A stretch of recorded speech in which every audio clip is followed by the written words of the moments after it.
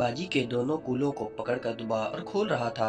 बीच में फिंगर भी फेर रहा था कि अचानक मैंने शिद्दत जज्बात में अपनी उंगली बाजी की ग्रेनेड में दाखिल कर दी।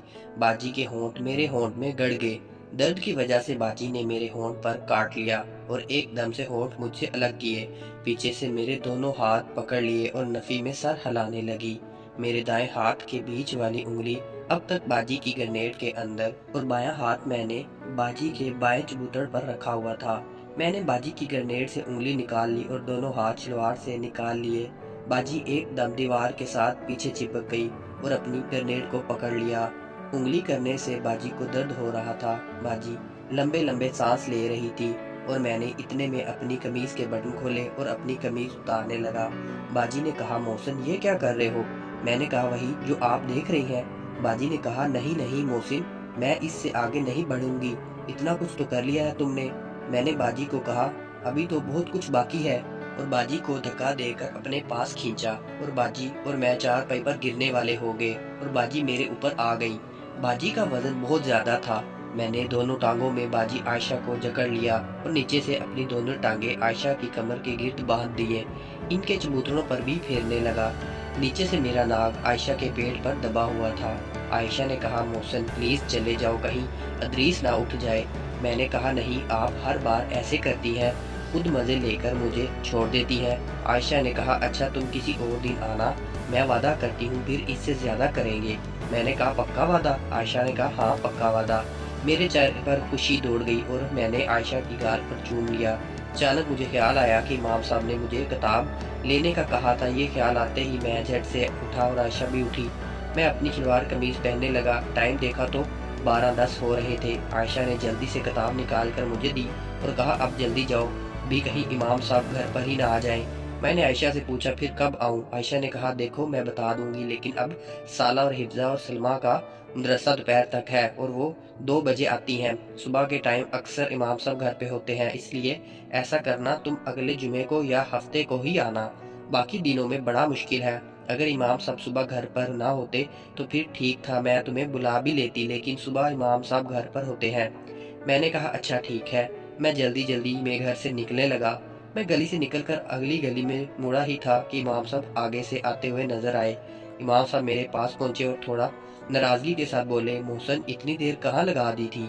मैंने कहा, इमाम साहब असल में मुझे बहुत तेज पेशाब आ रहा था, इसलिए मैं घर चला गया था और अम्मी ने दुकान से कुछ लेने को भी बोल दिया था, इसीलिए बस अभी अभी सामान देकर आया हूँ अम्मी को। मैंने कहा, इमाम साहब मुझे माफ कर दें। इमाम साहब ने कहा, अच्छा बेटा मोहसिन, कोई बात नहीं, लेकिन जुमा के टाइम जल्दी आना, तुम हमेशा आखिर में आते हो। मैंने जी इमाम साहब कहा और अपने घर की तरफ चल दिया। और फिर कुछ दिन के बाद आयशा बाजी के घर पहुंचा तो दरवाज़ा बंद था। मैं थोड़ा हैरान हुआ, आज दरवाज़ा बंद है। फिर मैंने दरवाज़ा हल्का सा खटखटाया। थोड़ी देर बाद दरवाज़ा खुला और बाजी ने दरवाज़ा खोला और मुझे देखकर बोली, तुम, क्या हुआ? मैंने कहा, याद नहीं आपको क्या? बाजी ने एक तरफ मेरी तरफ देखा और कहा, मोहसिन अभी अदरीस उठा हुआ है और वो खेल कूद कर रहा है, इसका डर है। तुम ऐसा करना, कल आना 1:15 जब इमाम साहब भी चले जाएंगे जोहर के लिए, फिर कोई भी नहीं होगा घर पर। बाजी की बात सुनकर मैंने अजीब मूड के साथ कहा, अच्छा ठीक है, लेकिन कल लाजमी। फिर मैं मुड़ा और बाजी ने दरवाज़ा बंद कर लिया। मुझे सख्त गुस्सा आने लगा बाजी पर। ये बाजी भी ना बड़ी ही कोई जालिम औरत है। सही बात है, ये औरत का मकरूफ रेब बड़ा मुकर होता है। 3.5 घंटे मैंने चाय के होटल पर बैठकर ख्वारी काटी और जब बाजी के घर पहुंचा तो आगे से बहाना बनाती है।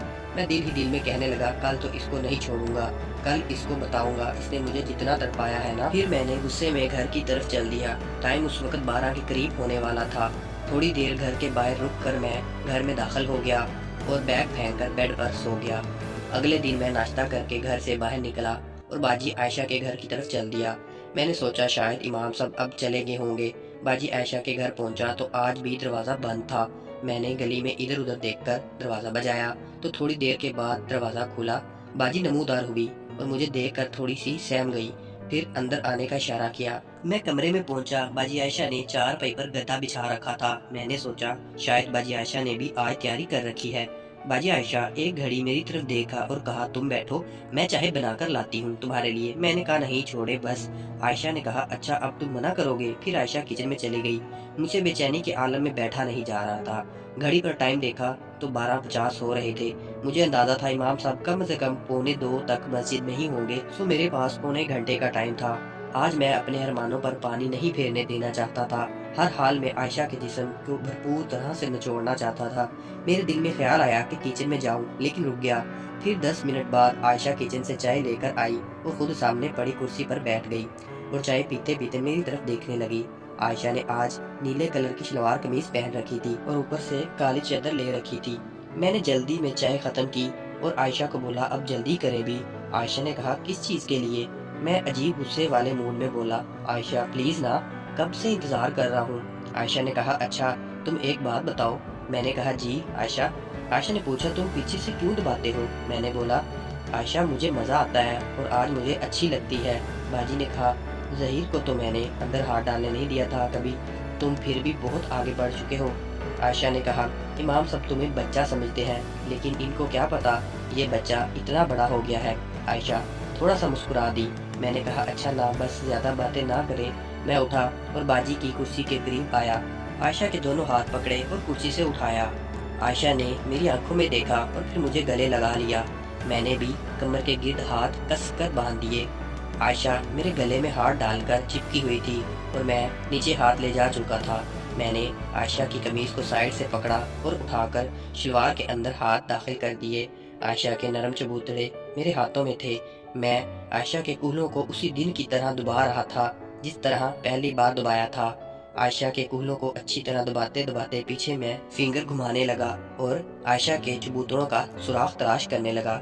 मुझे आयशा की ग्रेनेड का सुराख मिल गया और मैंने झट से बीच वाली फिंगर आयशा की ग्रेनेड के सुराख में दाखिल कर दी। आयशा एकदम से हिली और मेरे गले से अलग हुई और मेरी आंखों में देखकर नहीं नहीं का सर हिलाने लगी। मैंने आयशा के होंठ पर होंठ रखे और नीचे से मेरा लिंक आयशा की चिड़िया के ऊपर हिस्से पर लगने लगा। मैंने अब आयशा की ग्रेनेड में उंगली अंदर बाहर करना शुरू की, जिसकी वजह से आयशा को दर्द होने लगा और वो कभी कभी मेरे होंठों पर काट लेती। अचानक मैंने आयशा का एक हाथ पकड़ा और अपने सांप पर रख दिया। फिर आयशा ट्राउजर के ऊपर से मेरे नाक को सहलाने लगी। मैं आयशा के होंठ चूम रहा था। अब मैं फुल मजे में था। मेरा अगला कदम बढ़ाने का इरादा था। आयशा भी मदहोश हो रही थी और मेरी उंगली अब आयशा की ग्रेनेड में आसानी से अंदर बाहर हो रही थी। मैंने आयशा के मीम से हाथ हटाया और कमीज का पल्लू नीचे से पकड़कर बायां हाथ बाजी के पेट पर रखा तो बाजी थोड़ी सी हिली। फिर मैंने बगैर रुके हाथ बाजी के मीम पर रख दिया। बाजी ने कुछ नहीं कहा।